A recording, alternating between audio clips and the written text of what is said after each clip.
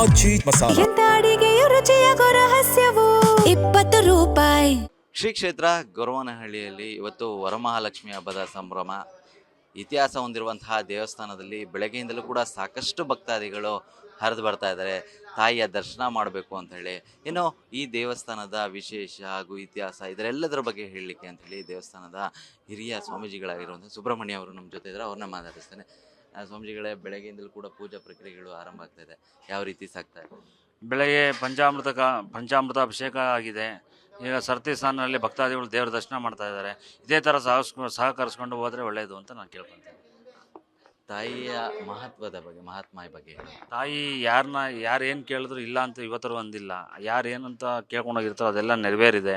ಮದುವೆ ಆಗಿದೆ, ಮಕ್ಕಳಾಗಿದೆ, ದುಡ್ಡು ಕಾಸು ಸಿಕ್ಕಿದೆ. ತುಂಬ ಜನ ಅನುಕೂಲ ಪಡ್ಕೊಂಡಿದ್ದಾರೆ. ಅದೇ ಥರ ಭಕ್ತಾದಿಗಳ ನಂಬಿಕೆ ಜಾಸ್ತಿ ಆಗಿದೆ. ಸೊ ದೇವರ ದರ್ಶನ ಮಾಡಿ ಎಲ್ಲ ಸರಸ್ಥಾನದಲ್ಲಿ ದರ್ಶನ ಮಾಡ್ಕೊಂಡು ಹೋಗ್ಬೇಕು ಅಂತ ಕೇಳ್ಕೊತೀನಿ. ಸಾಕಷ್ಟು ಇತಿಹಾಸ ಹೊಂದಿದೆ ಗೊರವನಹಳ್ಳಿ. ದೇವಸ್ಥಾನದ ಬಗ್ಗೆ ಹೇಳೋದಾದ್ರೆ, ಇದು ಅಬ್ಬಯ್ಯ ಅನ್ನೋ ಅರಸು ವಂಶದವರಿಗೆ ಸಿಕ್ಕಿರೋಂಥ ಶಿಲೆ ಇದು, ಮಧ್ಯದಲ್ಲಿರೋದು. ಅದಕ್ಕೆ ಆಕಾರ ಇಲ್ಲ, ಶಂಖ ಚಕ್ರ ಕಣ್ಣು ಮೂಗು ಬಾಯಿ ಇಷ್ಟೇ ಇರೋದು. ಕೆರೆ ಒಳಗಿಂದ ತಾನಾಗಿ ಬಂದಿರೋಂಥ ಶಿಲೆ ಇದು. ಅಬ್ಬಯ್ಯ ಅನ್ನೋ ಅರಸು ವಂಶದವ್ರಿಗೆ ಸಿಕ್ಕಿರೋಂಥದ್ದು. ಅಜ್ಜಿ ಊರಿನ ಸೊಸೆ. ಅಜ್ಜಿಗೆ ದೇವರು ಪ್ರತ್ಯಕ್ಷ ಆಗಿ ಭಕ್ತಾದಿಗಳ ಅನುಕೂಲ ಮಾಡಿ ಒಳ್ಳೇದು ಮಾಡಿಕೊಡು ಅಂದಾಗ ಅಜ್ಜಿ ಏನು ಹೇಳೋರು ಅದೆಲ್ಲ ನೆರವೇರೋದು. ಅಜ್ಜಿ ಹಣ್ಣಲ್ಲಿ ಲಕ್ಷ್ಮಿ ಕಾಣೋದು, ನ್ಯಾಯಾಲಯಲ್ಲಿ ಹಾವು ಕಾಣೋದು, ಕೈಯಲ್ಲಿ ಶಂಖಚಕ್ರ ಕಾಣೋದು. ತುಂಬ ಜನ ನೋಡಿದ್ದಾರೆ. ಎಷ್ಟು ವರ್ಷ? ಸುಮಾರು ಒಂದು 200-300 ವರ್ಷಗಳಿಂದ ಹಿಂದೆ ಇದು ಸರ್. ಆಗಿಂದಲೂ ಕೂಡ ಆರಂಭವಾದಂತಹ ಹಾದಿ ಯಾವ ರೀತಿ ಸಾಕ್ತು ದೇವಸ್ಥಾನ? ಆಗ ಅಜ್ಜಿ ತುಂಬ ಶ್ರಮಪಟ್ಟು ಈ ದೇವಸ್ಥಾನ ಬೆಳೆಸಿದ್ದಾರೆ. ಆವಾಗ ಅಜ್ಜಿ ಮನೆಯಲ್ಲೇ ಊಟ ಮಾಡಿ ಎಲ್ಲರಿಗೂ ಪ್ರಸಾದ ಹಂಚೋರು. ಈಗ ಅದೇ ಅಭಿವೃದ್ಧಿ ಆಗ್ತದೆ, ಜನ ಜಾಸ್ತಿ ಆಗ್ತಾ ಹೋಗ್ತಾ ಇದ್ದಾರೆ.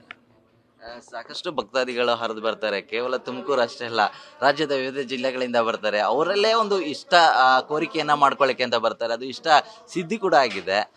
ಸುಮಾರು ವರ್ಷಗಳ ಇತಿಹಾಸ ಕೂಡ ಇರುವಂಥದ್ದು. ಭಕ್ತಾದಿಗಳಲ್ಲಿ ಏನೋ ಒಂಥರ ಪ್ರೀತಿ ತಾಯಿ ಮೇಲೆ. ಇದ್ರ ಬಗ್ಗೆ ಹೇಳಿದೆ ಸರ್. ಏನಿಲ್ಲ ನೋಡಿ, ಯಾವತ್ತು ಅವಲೇ ಹೇಳಿದೆ, ಜನ ನಂಬಿಕೆ ಯಾವ ಥರ ಇಟ್ಕೊಂಡಿದ್ದಾರೆ ಅಂದರೆ ಅವ್ರು ಅಂದ್ಕೊಂಡಿದ್ದೆಲ್ಲ ನೆರವೇರಿದೆ. ಸುಮ್ಮನೆ ಬರೋಕ್ಕಾಗಲ್ಲ. ಅವ್ರು ಅಂದ್ಕೊಂಡಿದ್ದು ಏನೇನು ಅಂದ್ಕೊಂಡಿದ್ದಾರೋ ಅವೆಲ್ಲ ನೆರವೇರಿದೆ. ಅದರಿಂದ ಭಕ್ತ ಸಾಗರ ಹರಿದು ಬರ್ತಾ ಇದ್ದಾರೆ.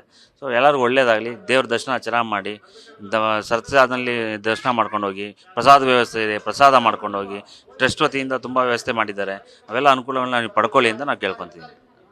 ತಾಯಿಗೆ ವಿಶೇಷ ಅಲಂಕಾರ ಮಾಡಲಾಗಿದೆ, ಇದ್ರ ಬಗ್ಗೆ ಹೇಳಿ. ವರ್ಷನೂ ಈ ಥರ ಅಲಂಕಾರ ಮಾಡ್ತಾ ಇರ್ತೀವಿ. ಇನ್ನೂ ಭಕ್ತಾದಿಗಳ ಸಹಾಯದಿಂದ ಇನ್ನೂ ಏನೇನು ಬೇಕೋ ಎಲ್ಲ ಮಾಡ್ತಾ ಇದ್ದೀವಿ ಸರ್.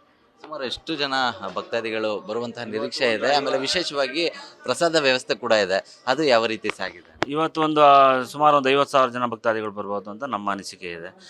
ಬಂದವರಿಗೆಲ್ಲರಿಗೂ ಪ್ರಸಾದ ವ್ಯವಸ್ಥೆಯಿಂದ ನಾವು ಮಾಡಿದ್ದೀವಿ. ತಿಂಡಿ ವ್ಯವಸ್ಥೆ ಕೂಡ ಇದೆ. ಬೆಳಗ್ಗೆ ತಿಂಡಿ, ಮಧ್ಯಾಹ್ನ ಊಟ, ರಾತ್ರಿ ಊಟ ಎಲ್ಲ ವ್ಯವಸ್ಥೆನೂ ಇದೆ ಸರ್. ಕುಡಿಯೋ ನೀರಿನ ವ್ಯವಸ್ಥೆ ಎಲ್ಲ ಮಾಡಿದ್ದಾರೆ. ಇನ್ನು ಇದಾದ ನಂತರದಲ್ಲಿ ಬೆಳಗ್ಗೆ ವಿಶೇಷವಾಗಿ ಮಹಾಮಂಗಳಾರತಿ ಆಗಿದೆ. ನಂತರದಲ್ಲಿ ಪೂಜಾ ಕಾರ್ಯಗಳು ಇವತ್ತಿನ ಸಂಪೂರ್ಣವಾಗಿ ಯಾವ ರೀತಿ ಸಾಗಿದೆ? ಇವಾಗ ಯಾರಿಗೂ ಪೂಜೆ ಮಾಡಲ್ಲ, ಭಕ್ತರಿಗೆಲ್ಲ ದರ್ಶನ ಮಾತ್ರ ವ್ಯವಸ್ಥೆ ಮಾಡಿದೆ ಸರ್. ಇದಿಷ್ಟು ಕೂಡ ಅವರ ಮಾತು. ತಾಯಿ ಇಷ್ಟಾರ್ಥ ಸಿದ್ಧಿ, ಹಾಗಾಗಿ ರಾಜ್ಯದ ವಿವಿಧ ಜಿಲ್ಲೆಗಳಿಂದ ಭಕ್ತಾದಿಗಳು ಹರಿದು ಬರ್ತಾ ಇದ್ದಾರೆ. ಬರುವಂತಹ ಭಕ್ತಾದಿಗಳಿಗೆ ತಾಯಿ ದರ್ಶನದ ಜೊತೆಗೆ ಪ್ರಸಾದ ವ್ಯವಸ್ಥೆಯನ್ನು ಕೂಡ ಮಾಡಲಾಗಿರುವಂಥದ್ದು. ಕ್ಯಾಮ್ರಾ ಪರ್ಸನ್ ಸೋಮಶೇಖರ್ ಜೊತೆ ಜಗದೀಶ್, TV9 ತುಮಕೂರು.